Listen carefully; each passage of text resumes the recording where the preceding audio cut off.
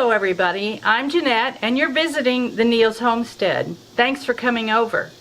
Today I'm going to work on my elderberry cuttings that I took about 2 weeks ago. I went down to the bottom of my lane and I took some elderberry cuttings, and some of them are making roots and some of them aren't. Let's give them a look. I brought them to my house, I trimmed them up, I put them into some water and just let them grow. I changed the water a couple times, but I wasn't very diligent about changing the water. Some of them stayed green, but that hasn't made any kind of root nubs at all. I might give it a little bit more time, set it aside. It's not ready, for sure.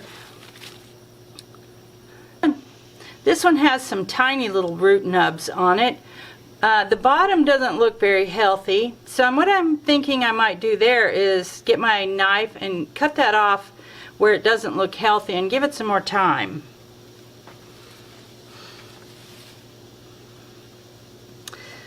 Here's another one that didn't do anything. The rest of these are varying degrees of doing something. This one is putting roots out, and it's even trying to grow a little branch right in there with a lot of roots on it.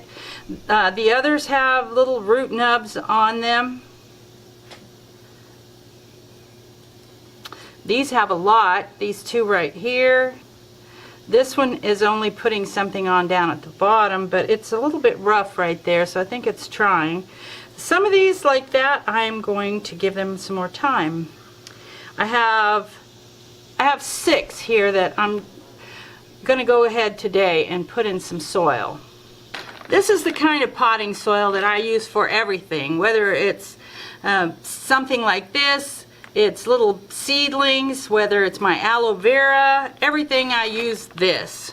Except for seed starting. I do use a finer mixture of this same product, but it's a seed starting mixture because they make it finer and the seeds can come up easily in it. So I brought this to the house and I'm going to work out of it. What I'm going to do is put a little bit of soil into the bottom of my pot. About like that. And then I'll take this one that has a few nubs but not a lot of them. I'm going to try to make it as easy to push this down in here as I can. I'll push that to the bottom and then take my soil and put it around the stem instead of trying to drive the stem down into the soil. I'll give that a good watering and get the rest of them going too.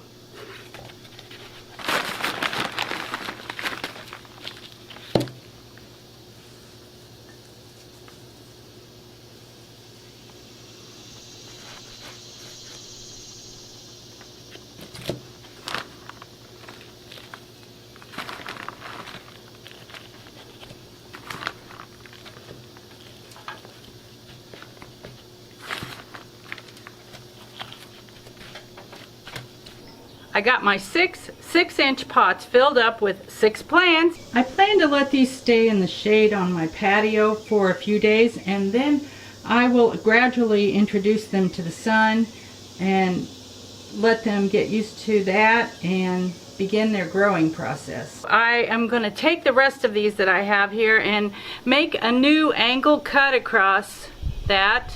See if I can figure out how to do it safely.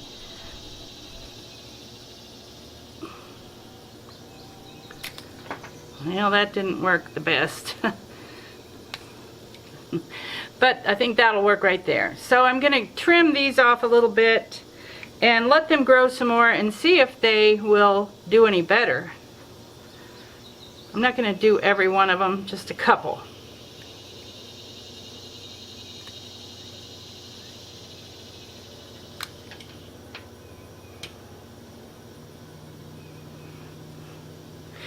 We'll set those aside to see if they do any good. If they don't, it's fine with me because I'm going to start with these 6 and see how I get along. We need to give them some water I'm not going to fertilize them now. I'll probably start giving them a little bit of fertilizer in maybe 3 weeks.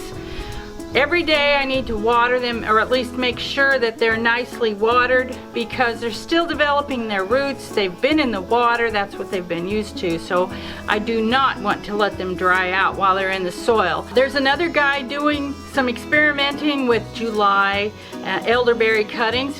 He has a channel, it's called Graybeard's Ozark Off-Grid Homestead. I'll put a link to that down in the description so that you can go see his experiment too, if you want to learn how to propagate elderberries and follow along with our experiment at least.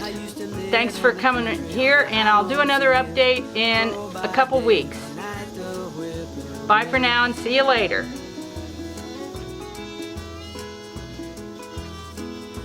Satisfied, tickled too, just to be with you.